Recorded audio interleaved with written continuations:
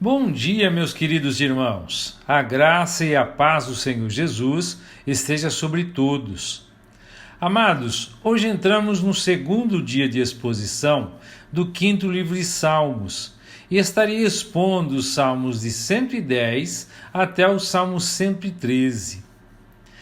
No Salmo 110, Davi, a quem foi feita a promessa de um trono perpétuo por meio de uma dinastia que permaneceria para sempre, vislumbrou o cumprimento futuro dessa aliança. Esse é um perfeito exemplo de um salmo messiânico, ou seja, que faz referências diretas ao Messias, o rei prometido da casa de Davi, cuja existência é eterna e divina. Apesar de conter um texto com trechos de difícil tradução e interpretação, esse é um salmo muito citado no Novo Testamento, contendo grande importância teológica. Assim, dentro do vislumbre futuro de Davi, o Salmo 110 apresenta 4 visões ligadas ao Messias prometido. A primeira visão é a de um trono divino. Apesar do Messias ter sido prometido como um descendente do rei Davi, aqui o próprio rei o descreve de modo peculiar. O salmista, pela ação do Espírito Santo, expõe o salmo como uma declaração de Deus ao Messias. Logo de início, Davi o descreve não como seu filho, como seu descendente, mas como seu Senhor. Ele diz: "Disse o Senhor ao meu Senhor." Curioso como Davi, no cargo de um rei, se coloca como súdito de um rei que lhe seria descendente. Ele o faz ao chamá-lo de meu Senhor. Isso somente deixa de ser um contrassenso quando se percebe que, junto com a prerrogativa real, o Messias também possui natureza divina, motivo pelo qual Davi o reconhece como seu Senhor pessoal. Jesus se valeu justamente desse texto para defender sua divindade. Observe lá em Mateus, no capítulo 22, verso 45. A palavra Senhor tem aqui, ao mesmo tempo, sentido de realeza e de divindade. A segunda visão é a de um reino conquistado. Ainda que, como Deus eterno, o Messias reina agora e sempre sobre o universo. O texto vislumbra um tipo de reinado bem pontual, que não pode ser confundido ou diluído em seu domínio eterno sobre tudo e sobre todos. Em primeiro lugar, esse reinado seria futuro e ainda não era realidade nos dias em que o Salmo foi escrito. Pelo que Deus promete na parte B do verso 1: "Assenta-te à minha direita, até que eu ponha os teus inimigos por estrado para os teus pés." Além de percebermos que o Messias desfruta das mesmas prerrogativas de Deus, assentar-se ao lado direito de um rei significava compartilhar com ele do seu reinado, da função de um regente. Notamos que o início do seu reinado aguardava o tempo de Deus abater e submeter seus inimigos. Observe a expressão "até que". Desse modo, não obstante o Messias reinar sobre a criação desde sempre, o reinado do qual Davi fez menção somente ocorreria no futuro. Em seguida, Deus se dirige ao Messias e garante que seu reinado partiria de Jerusalém e dominaria o mundo. No verso 2 ele diz: "O Senhor enviará de Sião o cetro do teu poder. Domina no meio dos teus inimigos." Nessa ocasião, Israel se apresentará como exército para servir seu rei e por ele lutar. O verso 3 vai dizer: "O teu povo se oferecerá voluntariamente no dia do teu poder."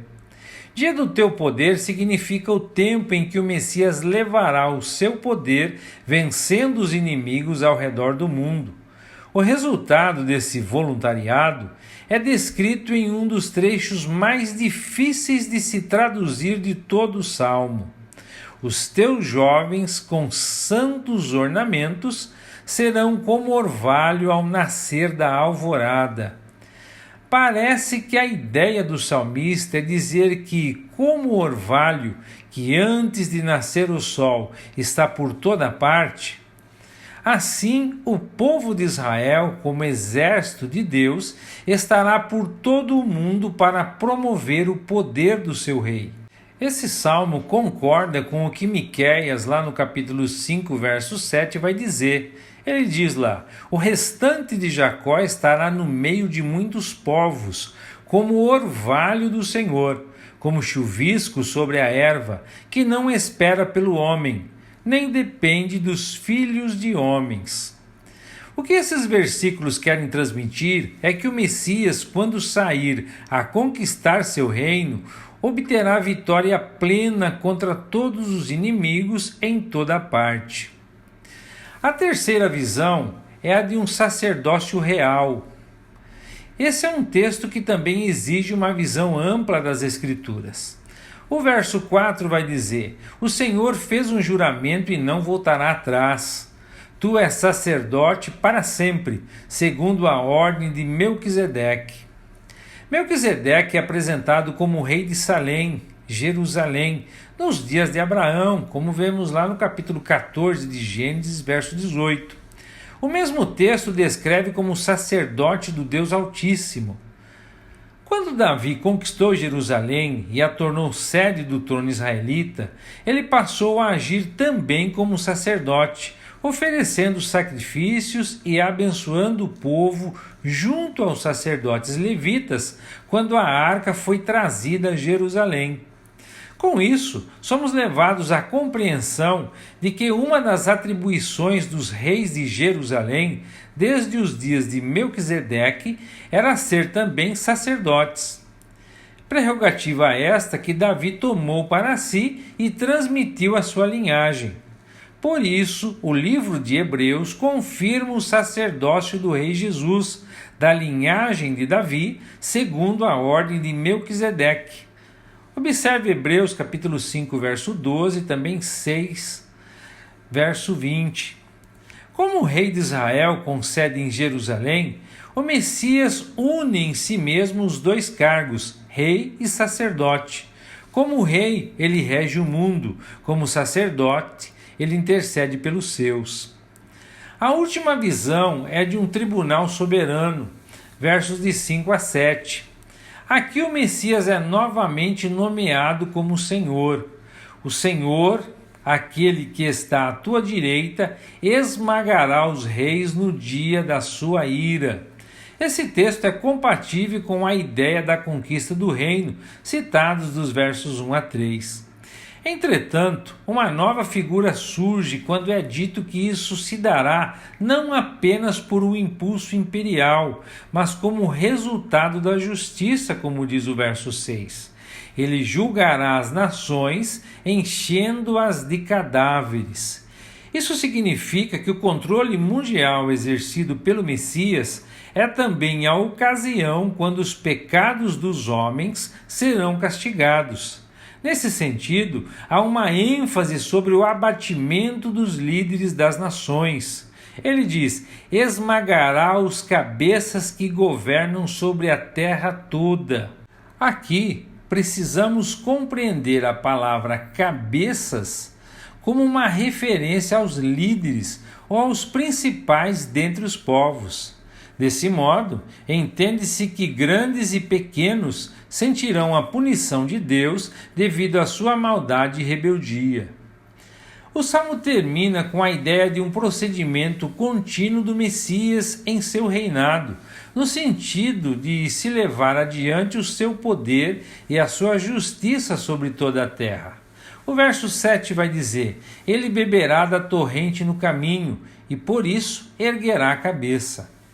A ideia produzida aqui é a de que, em meio à conquista, o Messias não desistirá do seu intento até completá-lo. diferente de guerreiros que se cansam e têm que desistir da batalha. Ao contrário, o Messias se refrigera e continua avançando. O Salmo 111 enfatiza a admiração dos seguidores do Deus verdadeiro através da observação de suas obras, dos seus atributos e das suas palavras. Portanto, expondo essas qualidades louváveis de Deus, o salmista acaba por exemplificar 4 deveres dos verdadeiros servos de Deus. Em primeiro lugar, os servos de Deus devem adorá-lo publicamente, como diz o verso 1. Esse é um salmo de louvor, assim como os salmos 112 e 113. Seu início se dá com a declaração do objetivo central do escritor, como diz o verso 1, que o Senhor seja exaltado. Porém, esse não é um desejo recluso ou tímido. Em lugar disso, há um grande anseio por se efetivar o louvor ao Senhor Deus diante de todos. Escrever um salmo para ser cantado publicamente é um dos recursos que o escritor utiliza para externar sua adoração. Mas não é só isso. Ele também se propõe a participar do louvor público junto a outros servos. Celebrarei ao Senhor de todo o coração, na companhia dos retos e assembleia. Não somente o público aqui mencionado, homens retos, como também a ocasião, a assembleia, era um ajuntamento do povo normalmente com a intenção de prestar culto a Deus. Demonstram o reconhecimento do dever que o salmista tinha de cumprir seu papel dentro do povo do Senhor. Por isso mesmo, ele não se isenta de elevar sua voz publicamente e proclamar no meio dos seus irmãos as glórias do Todo-Poderoso. Em segundo lugar, os servos de Deus devem atentar para suas qualidades, dos versos 2 a 6. Esse é um trecho em que há uma grande ênfase nos feitos do Senhor. Entretanto, eles agem como agentes reveladores do seu caráter. Seguindo essa ideia, o primeiro atributo é a supremacia do Senhor. Como diz o verso 2, grandes são os feitos do Senhor, almejados por todos os que se comprazem neles. Além de mostrar que as obras de Deus são incomparáveis, o salmista acrescenta aos feitos de Deus as qualidades. Na parte A do verso 3 ele diz, de majestade e glória, evidenciando que o Senhor está maravilhosamente acima de tudo o que conhecemos. Outro atributo divino é a justiça, que aparece na parte B do verso 3. A sua justiça permanece para sempre. A afirmação sobre a perenidade do caráter justo de Deus faz o conceito de justiça surgir em um molde perfeito e pleno. Por outro lado, os atributos de Deus não lhe conferem apenas dureza contra o mal, mas calor de um coração marcado por atributos como amor e misericórdia, mostrando que essa disposição já havia produzido resultados que seu povo jamais esqueceria. No verso 4, o salmista vai dizer, ele faz seus prodígios serem memoráveis. O Senhor é gracioso e compassível. A fidelidade divina também é um atributo a ser notado e louvado, de modo que o salmista evidencia na provisão do Senhor no verso 5. Ele dá sustento aos que o temem. O ato de prover as necessidades dos servos, além de mostrar naturalmente sua bondade, é associada à fidelidade no cumprimento daquilo que prometeu. Ele se lembrará para sempre da sua aliança. Finalmente, a fidelidade de Deus nada seria caso um de seus atributos não fosse a poderosa soberania.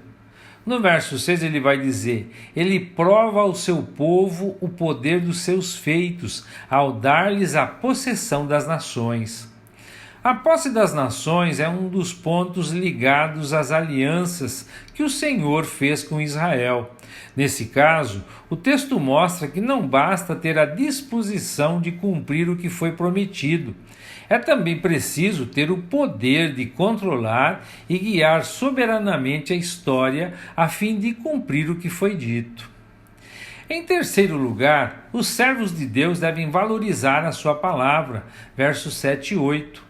O Salmo valoriza muito as obras maravilhosas de Deus, mas não deixa de, ao lado delas, apresentar os ensinos do Senhor como evidência das suas perfeições e como razão de um louvor genuíno. O verso 7 lhe diz: os feitos das suas mãos são verdade e justiça, todos os seus preceitos são confiáveis. Os preceitos de Deus são suas ordens ou disposições. Nos dias do salmista, essa era uma referência à lei mosaica dada na forma de uma aliança no Sinai. Desse modo, o que é dito aqui é que o fato de os israelitas obedecerem às palavras de Deus registradas por Moisés os tornava alvos de bênçãos. Eles podiam confiar que seria bom para eles assumirem uma postura de submissão aos ensinos do Senhor. Além do mais, a confiança que eles deveriam ter nos preceitos divinos derivava do caráter fiel do Senhor. Por isso mesmo, eles deveriam observar não apenas as disposições requeridas pelo Senhor, mas suas promessas de bênçãos temporais e eternas. No verso 8 ele diz: eles estão firmados para todo sempre, estabelecidos em verdade e retidão. O teor das orientações divinas são verdade e retidão, assim como aquilo que leva o Senhor a cumprir o que disse. Sua palavra provém da verdade, é verdadeira e conduz plenamente à verdade. Finalmente, os servos de Deus devem temer seu Senhor, versos 9 e 10. O salmista aponta os benefícios produzidos pela graça de Deus e, em lugar de ser negligente por causa da libertação, sente-se temeroso diante da grande demonstração do poder divino. O verso 9 ele diz: ele enviou a redenção ao seu povo, decretou a sua aliança perpetuamente, seu nome é santo e temível. Nisso tudo, parece que o temor é o tema que ele agora quer abordar, de modo que prossegue dizendo no verso 10: o temor do Senhor é o início ou o princípio da sabedoria. A palavra traduzida tradicionalmente como temor também significa reverência, quando utilizada para descrever o relacionamento do homem com Deus. Isso quer dizer que, além de medo de ser repreendido por um Deus tão poderoso, justo e santo, os servos do Senhor também nutrem um profundo respeito e devoção por Ele. Esse misto de temor e devoção é o que produz na vida dos crentes ações sábias que condizem com o ensino e com o caráter de Deus. O bom senso está em todos os que o praticam.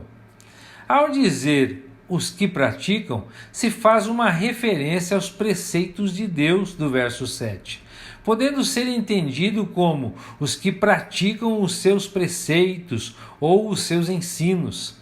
Assim, o que se está ensinando é que a sabedoria e o bom senso se manifestam na obediência às orientações de Deus, as quais revelam o temor e a reverência dos seus servos. No Salmo 112, o salmista anônimo olha para a vida dos servos de Deus que buscam e se alegram com suas palavras. Apesar de receberem títulos honrosos como homem que teme o Senhor e retos, o que em si mesmo é a melhor posição que um homem pode ter diante do Criador e sustentador do universo, eles ainda recebem bênçãos suplementares de Deus por lhe pertencer.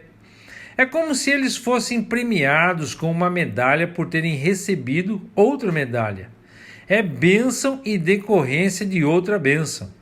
Por isso, o salmista olha para os abençoados servos de Deus e lhes aponta benefícios temporais que recebem do Senhor, os quais enaltecem as bênçãos eternas que lhes foram prometidas e garantidas, e o modo como eles mesmos são veículos de bênção para as pessoas ao seu redor.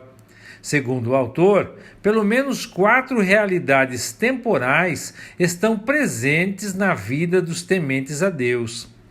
A primeira realidade temporal ligada ao homem que teme ao Senhor é que ele é alvo de muitas bênçãos, como dizem os versos 1 e 2. Assim como no salmo precedente, há uma exaltação a Deus. Ela é seguida pela afirmação da bem-aventurança vantajosa ligada aos servos de Deus. Exaltai ao Senhor, diz o verso 1. Feliz é o homem que teme ao Senhor, o qual se compraz intensamente em seus mandamentos. Deve-se notar que para o Israel dos dias do salmista havia uma dupla fonte de felicidade ao temer a Deus e obedecer à sua lei. Em primeiro lugar, a sabedoria e a santidade dos preceitos divinos visavam a colocar os israelitas em comunhão com o Senhor e em pleno desfrute desse relacionamento. Em segundo lugar, havia promessas específicas de bênçãos pela obediência à aliança que garantiam o bem-estar do povo na terra da promessa. Assim, não é sem razão que os homens que se adequavam à esperada submissão a Deus e à obediência aos mandamentos podiam ser chamados de felizes ou bem-aventurados, já que no mundo antigo, uma das maiores marcas de alguém feliz e repleto de bênçãos era uma posteridade numerosa e duradoura. O salmista apresenta esse benefício como bênção de Deus concedida aos seus servos tementes. O verso 2 diz: a sua descendência será poderosa na terra, a geração dos retos será abençoada. A segunda realidade temporal é que ele impacta a sua comunidade, versos de 3 a 6. O homem que teme a Deus não é apenas alvo de suas bênçãos divinas, mas também um veículo de bênçãos para a sua comunidade. Por isso, o salmista descreve as bênçãos dos justos previstas na aliança, lado a lado com seu caráter justo que as administra.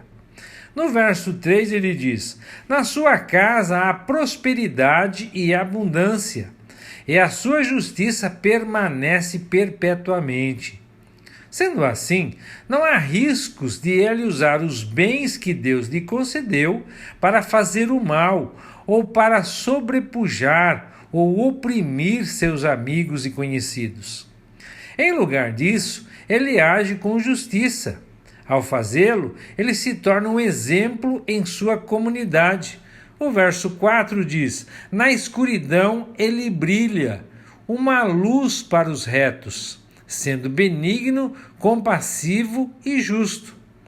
Esse texto aponta para a generosidade do servo de Deus no uso dos seus bens, de modo que ele se torna uma luz que brilha sobre o caminho a ser seguido por outras pessoas, que possuem o mesmo caráter. O resultado prático da sua generosidade surge quando ele, compadecido da situação difícil de outras pessoas, lhe socorre com o necessário.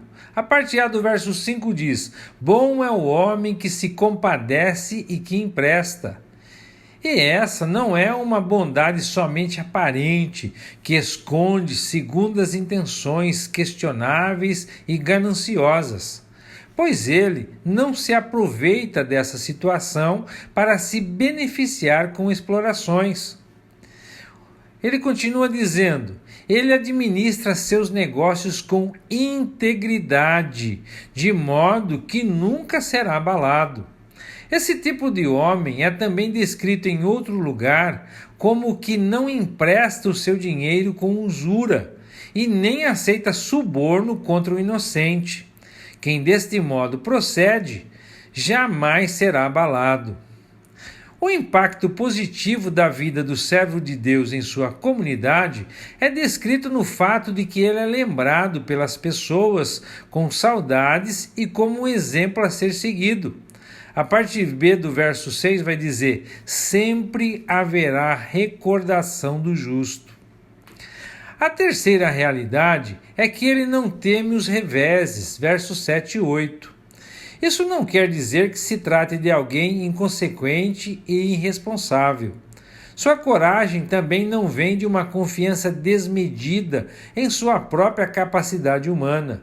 Em lugar disso, seu relacionamento com Deus, guiado pelas Escrituras, lhe confere confiança em seu Senhor soberano. O verso 7 vai dizer: ele não tem medo de notícias ruins, seu coração está firmado, confiado no Senhor. Outra possível tradução para a palavra firmado é preparado, transmitindo a ideia de que o servo que conhece bem a Deus está preparado para enfrentar reveses, pois sabe que nenhum deles é maior que seu Senhor e que Deus não tem qualquer dificuldade de efetuar o que decide fazer. Por isso, sua confiança e falta de temor não vem de arrogância pessoal ou de inconsequência, mas do ensino bíblico sobre quem Deus é e como ele age para com os que lhe pertencem. Conhecendo tais realidades, seu coração continua firme até o final das lutas. O verso 8 vai dizer: seu coração é estável, ele não tem medo até que veja seus inimigos derrotados. O uso da preposição até não sugere que depois de certo tempo ele passa a ter medo, mas que ele confia em Deus durante todo o processo de lidar com o perigo e que, em decorrência disso, não há espaço para o temor. A última realidade temporal ligada ao homem que teme a Deus é que ele contrasta com os ímpios, versos 9 e 10. Antes de concluir o salmo, o escritor faz um resumo das qualidades já expostas do homem que teme a Deus. Em primeiro lugar, ele é generoso. O verso 9 diz: ele reparte o que tem, dá aos necessitados. Sua justiça é perene, não mudando conforme as circunstâncias. A sua justiça permanece perpetuamente, e o seu progresso se dá em conformidade com a honestidade e a respeitabilidade. Seu poder se elevará honrosamente. Esse é um quadro muito bonito. Entretanto, tal beleza tem a capacidade de tornar ainda mais horrível o estado dos homens perversos. Quando colocados lado a lado com os tementes servos de Deus, os ímpios têm seus pecados e falhas de caráter postos em relevo.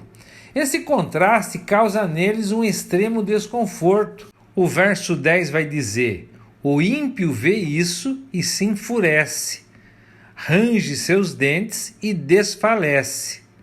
O desejo dos ímpios perecerá. O Salmo 113 apresenta um Deus que, mesmo que esteja acima de tudo que existe, demonstra os traços de humildade e mansidão vistos em Jesus, na busca de homens que, comparados a ele, nenhum valor possuíam. Pensando nisso, o salmista apresenta os dois lados da moeda, contrastando-os por um tipo de dobradiça, como se apresenta no verso 6, que evidencia de modo maravilhoso todas as formas das qualidades do nosso Deus. A primeira seção apresenta o Senhor como um Deus glorioso, acima dos céus, enquanto a segunda, como um Deus humilde e amoroso sobre a terra, no âmbito da existência humana. A primeira marca do Deus acima dos céus é que ele é digno de todo louvor, versos de 1 a 3. Esse salmo, como seus antecessores, inicia com o chamado público à exaltação do Senhor, porém, de modo mais enfático, por meio do chamado específico aos servos do Senhor.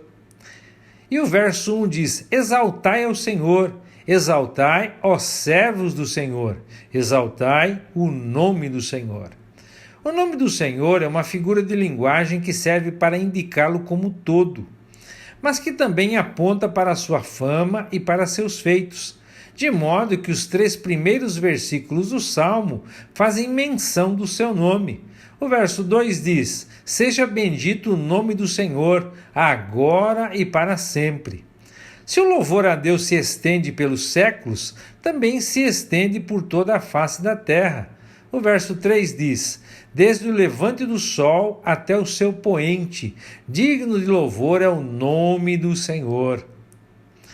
Levante do sol até o seu poente é o mesmo que dizer do Oriente ao Ocidente, uma expressão que visa apontar para o mundo inteiro. A segunda marca do Deus acima dos céus é que ele é supremo sobre tudo. Verso 4 diz: O Senhor é exaltado acima de todas as nações, e a sua glória acima dos céus. Toda a criação, seja na terra, seja nos céus, estão abaixo do Senhor. A ideia não é exatamente de localização, mas de valor, dignidade e poder. Ainda que Deus esteja em toda parte, ele não pode ser contido pela terra e pelos céus, e não pode ser detido por ninguém, sejam homens, animais, nações ou anjos. Ele está acima de todos eles. A terceira marca do Deus acima dos céus é que ele é plenamente incomparável. O verso 5 diz: Quem é como o Senhor nosso Deus, que está assentado nas alturas? Essa é uma pergunta retórica. O autor não está pesquisando um candidato que compartilhe dos mesmos atributos e da mesma dignidade de Deus, que possa ser colocado lado a lado com o Senhor. Na verdade, essa é uma pergunta que torna completamente ridícula essa busca. Ele quer dizer: ninguém é como o Senhor nosso Deus, e ninguém como ele fez seu trono elevado, acima de tudo e de todos. Não há dúvidas de que o salmista tem uma elevada visão de Deus e de que o Senhor faz jus a toda essa revelação e reverência. Contudo, diante do quadro supremo pintado até aqui, o texto dá uma virada surpreendente ao pintar o Deus transcendente e glorioso se voltando com interesse para a sua criação, como se fosse uma dobradiça no texto que tira nossos olhos das alturas e os traz de volta à terra. As palavras do salmista no verso 6 são: ele se abaixa para ver o que acontece nos céus e na terra. Essa afirmação é a continuação do versículo anterior, que vinha descrevendo a grandeza e a supremacia de Deus. Ao continuar a descrição, o salmista produz a visão de que Deus, do seu alto trono, se volta para a sua criação a fim de socorrer o necessitado. O verbo, traduzido no verso 6 por se abaixar, também tem o sentido de se humilhar, o que nos lembra novamente a disposição de Cristo na busca do perdido. Ele mostra que Deus, mesmo sem precisar de nós, vem nos auxiliar em nossas necessidades, na inferioridade da nossa condição. Essa é a maravilhosa ação de Deus sobre a terra, demonstrando humildade e um amor incomparável. Nesse sentido, a primeira ação de Deus sobre a terra é se importar com os homens, como diz o verso 7. Normalmente, os homens poderosos ignoram os mais fracos. A diferença entre eles cega os olhos dos grandes em relação aos fracos e aflitos. Mas com Deus isso é bem diferente. Ele não apenas olha para os pequenos dentre os homens, como se importa com a condição em que eles vivem. Para demonstrar isso, o salmista toma como exemplo os homens mais sofridos e pobres no meio do povo, aflitos que se assentam em monturos de detritos. O verso 7 lhe diz: Ele é quem levanta o pobre do pó e que retira o desamparado do monte de lixo. Pessoas assim são conhecidas em nossa sociedade como indigentes. Chamá-los assim parece exercer um efeito que os diminui como seres humanos e reduz a responsabilidade dos grandes de socorrê-los. Porém, Deus não apenas se importa com eles, como age em seu favor. A segunda ação de Deus sobre a terra é exaltar o humilde, como diz o verso 8. Esse texto é a continuação e a consequência do anterior.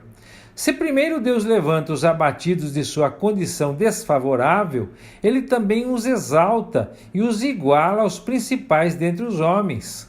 O verso 8 ele diz, a fim de fazê-los sentar com os nobres do seu povo.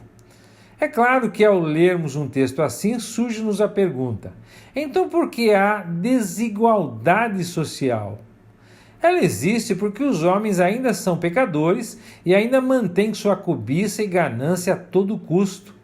Entretanto, Deus age no sentido de exaltar o humilde, tanto ensinando seus valores ao seu povo, por meio da sua palavra, como fazendo promessas de um futuro de restauração para aqueles que creem, cuja realidade será de igualdade e de plena felicidade e abastança.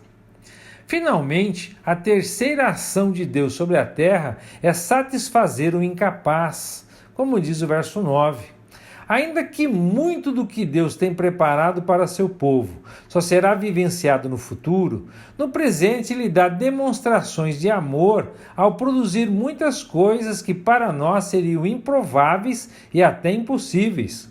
Como exemplo disso, o salmista cita uma mulher estéril, cuja condição no mundo antigo era de plena humilhação e tristeza.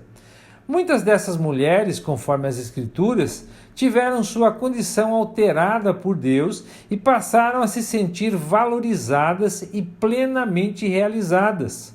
Por isso, no verso 9 ele diz, ele faz a estéril sentar-se em sua casa, como uma alegre mãe com os seus filhos. Meus queridos, eu gostaria de meditar com os irmãos no Salmo 111. Nós, como adoradores do Senhor, temos os mesmos deveres do salmista.